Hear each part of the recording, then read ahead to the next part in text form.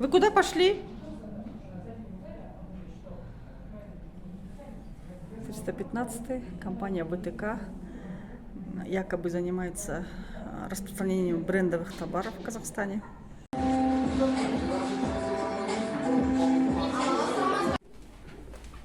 Вот, опергруппа. Вот 315 кабинет. Жүріңіздер. Так, мына жерде былай. Осы тұра берейік. Мына 315 кабинетте заңсыз кәмелетке толмаған балаларды жұмысқа жаңа привлекать етеді деген ақпарат келіп түсті біздің редакцияға. Мен келдім. Ішінен бір кісі шықты, жұмысшы. Мен айтам, сіздер заңды жұмыс істейсіз бе, беріңізші лицензияңызды, негізі бәрі заңды ма десем, қалай қашып кетті, солай қашып кетті, ұстатпай кетті. Одан кейін жаңағы осы жерде жұмыс жасаған балалар келді, кәмелетке жасқа толмаған балалар келді. Шын мәнінде жұмыс жасағанын, ақшаларын төлемей кеткен. Мынаның ішін жаңа ашып көрдік, действительно колл-центр, который якобы распространяет интернет-товары, енді адамдардың ақпараты бойынша, сізге ақпаратты жеке береді. И жұмысшыларына жаңағы бір жұмысшысы келіп тұр, 1 миллион 200 теңге маған жалақымды төлеген жоқ дейді. Жаңағы жас балаларда бізге де жалақымыз төлемейді дейді. Яғни жұмысын жасатып алғады да, одан кейін жалған штраф салады екен да, сонымен ақшаны төлемейді, жібере береді екен. У них постоянно вот это вот поток меняется. Келесі жол қайтадан бір 10 шақты адамды алып алады, солай жұмыс жасатады да, одан кейін аяғында келіп жаңағы ақшасын төлемей кетті ғой. Осы бойынша біз, осы факт бойынша біз шақырдық сіздерді. Қазір жабық тұр ма? Қазір жабық тұр. Міне, мына кісі иесі екен, получается.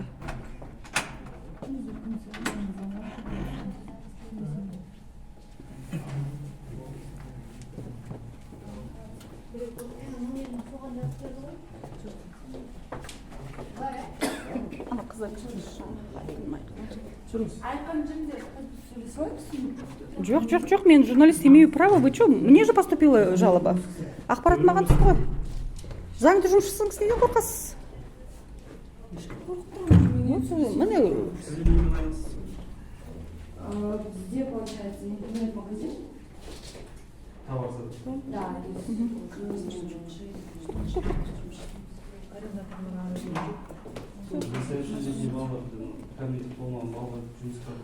Несовершеннолетнего дня у нас работают, получается, по расписке родителей. Родители сюда приходят, мы обсуждаем, и сағатке шкалада ходим жұмыс жасайды, и уже үйленеді. Алдында 15 жастағы қыздың мамасы келген серігі сразу уводится да осы қыздар. Потому что мы не знаем, что здесь 19 лет. Мы не знаем, что еще жібермей шығып кетсе, сіз бір баланың ата-анасы. Мен анасымын. Мен бұл кісімен сөйлескенмін. Несін жұмыс жасады, ақысын төледі. Осы бұл өзі, мен өз баламның өзіне жаман да жетіп айтты. Жарайды, жақсы дедім. Жоқ, төлем ақы қараңыз, яғын қазір енді ешкім ешқайда асықпайтын болса, УВД-ға барамын, по расписанию полностью көрсетемін. По правилам компании, оклад бізде бар, балалар алып жатыр оклады. То есть бізде екі продажи, холодные продажи и ребята. Ребят бізде оклад во время прозвона қаралады. То есть енді бала мысалы айтайық. Жоқ, кәмелетке толмаған бала, анасы қарсы болса, неге жұмыс жасайсыз? Енді қараңыздар, енді мен мамасын кеше ғана танысып отырмын ғой айттым. Жоқ, сіздер мысалы барлық жаңа 15 жастағы қызды қашан шығарып жіберді? Мен айттым, мамасы келмей жатыр деген кезде. Білген кезде. Анасы білген кезде. Оғынға шейін сіз қалай аласыз сонда? Сіздер бәрін, сіз бірінші жұмысқа, жоқ қараңызшы, сіз жұмысқа кіргізердің алдында сіздер ресми бірінші қағаз алып алып, рұқсат алып алып, барып кіргізу керек едіңіз ғой. Жоқ, сіз қараңыздар, собеседованиеға келеді ғой, маған айтады, я мен 15-темін, 14-темін, 16-дамын деп. Мен сұраймын, родители не против, чтобы вы работали? Они говорят, например, нет. Хорошо, ертең онда әке-шешең расписка береді, что осындай уақытта я позволяю своему ребенку работать. Когда мы узнали, что ей 15 лет, я попросила расписку, ее мама была против, чтобы она работала, она просто ушла. Здесь никакого, можно сказать, насилия с того прожитка. Лицензию, да, УВД-га сейчас юрист вам отправит все документы. Нет, вы здесь должны держать лицензию, у себя здесь. Сейчас предъявить прям Хотя я лицензию. сама только родила, у меня еще кыркынан шықпаған бала бар. Мне вот до этого я говорю, что договора не были, потому что несовершеннолетние только начали приходить, потому что каникулы начали. Из-за этого мы подняли юриста, чтобы она нам распечатала қандай договор. Вот эта камера для чего у вас? Родителям. Это камера, чтобы смотреть. Извините, Зачем у нас смотреть? ноутбуки работают, несовершеннолетние дети. Были кражи у нас и ноутбуками, из-за этого мы... Ну как кражи? Где? Администратор Кайда? У вас здесь, оказывается, были кражи, вы знаете, Я да? не говорю, что в этом БЦ. Здесь, да, камеры стоят. Везде здесь камеры стоят. Ну, Для я чего не вам имею дополнительная права камера? ставить камеру. Мало ли, может, Вообще на камера не ищен, на камера не ищен. штрафовать. Штрафовать. Штрафовать за что? Кешігіп келген үшін, е? На камера, получается, незаконную деятельность они производят. Ради того, чтобы мінекей адамдар кешігіп келгенін фиксировать етіп, осы камераның Я нәтижесінде много раз отпускала, честно. Куда? Ну, не надо болса, онда не надо. Зачем вы мне вопрос? Вы мне вопрос задали, я вам отвечаю. Мен сізге айтып жатқан жоқпын, мен мына кісіге айтып тұрмын. Сағат 8:30 автобус тоқтап қалады, таксимен келеді постоянно. қандай базамен жұмыс жасайсыздар, ақпаратты қайдан аласыздар? Это уже я буду отвечать там. Почтадан, Казпочта. Қай жерден ақпаратты аласыздар? Қазпочтадан? Я не знаю, базаны сатып алып, Литвердекс деген база. Там күніне Ну, весь интернет-магазин работает. адам құйылады, сол айтишка арқылы. Хорошо. А если вы законно работаете, что вам скрывать? Я не скрываю, я просто... Почему вы хотите уединиться с сотрудниками Я же вас не полиции? знаю, Нет, смотрите, я- я представилась, я официально заявитель. Сейчас я пригласила этих Вы лиц. же, ну, пойдемте Смотрите. поедем, я вам отвечу на все Подождите, ваши вопросы там. подождите. По Конституции Республики Казахстан, если граждане при значит, правоохранительном органе у вас официально спрашивают какую-либо информацию, официальную, лицензия, основание вашей работы, направление, да? Мы не через Казпочту работаем. То есть это те клиенты, которые у нас приобретают Нет. продукцию. Нет. Сейчас я вам это Нам, предоставлю. нам сказали, что базу по 500 тенге каждый клиент почта арқылы сатып аламыз, так что базаны абайлап нетіңдер, нормально обработайте деп Это те айтылған. клиенты, которые у нас заказывали базу. Не, у Продукцию. них КБТ групп деген бұрын болған жабылып қалған компаниядан сатып алынған КПТ база. группа басқа база. Вы- Я не знаю, Смотрите, Ана Джо, жерде хорошо, базаны кіріп сіз вообще этот, как руководитель себя сейчас очень странно ведете, вот я честно вас сейчас понять не могу.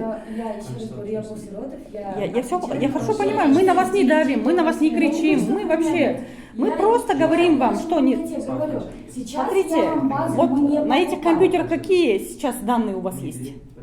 Мына компьютерлерде қандай данныйлар тұр қазіргі уақытта? адамдар- көрінбейді. Но ана жерде сол именно КБТ компаниясынан сатып алынған товарлар көрсетіледі. Титан гель, там, еще амулет на богатство деген, Да, потом вот Virgin девочка, кстати, у Star. нас работала, сейчас на нее заявление поступило, сейчас вот едут юристы с Алматы, если у вас есть время. А у меня, извините, пожалуйста, за то, что я перебиваю, у меня есть договор.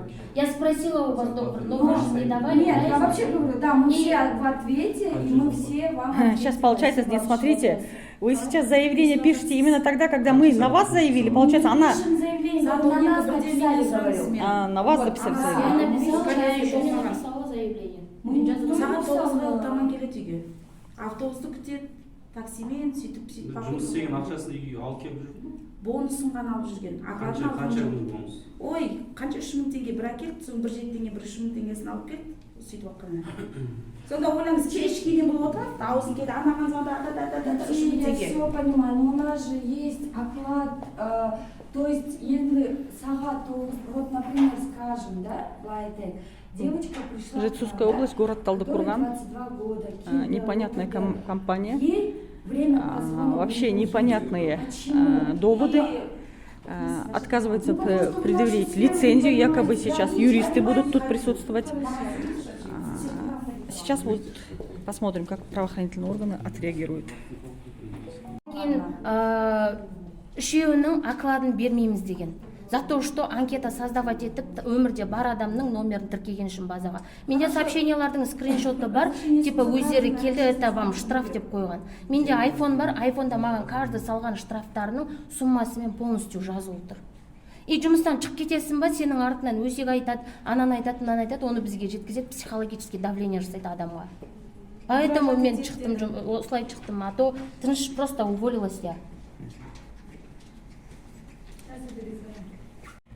Уважаемый министр внутренних дел господин Ахмеджанов, к нам поступает информация, что сотрудники сами, возможно, давно знали об этом преступлении, но никто об этом не сообщил, пока мы об этом не написали. Поэтому сотрудники полиции сейчас говорят, что их на их телефоны звонят те же руководители этой фирмы и спокойно с ними переговаривают. Если такое преступление имеет место быть, зачем тогда закон работает?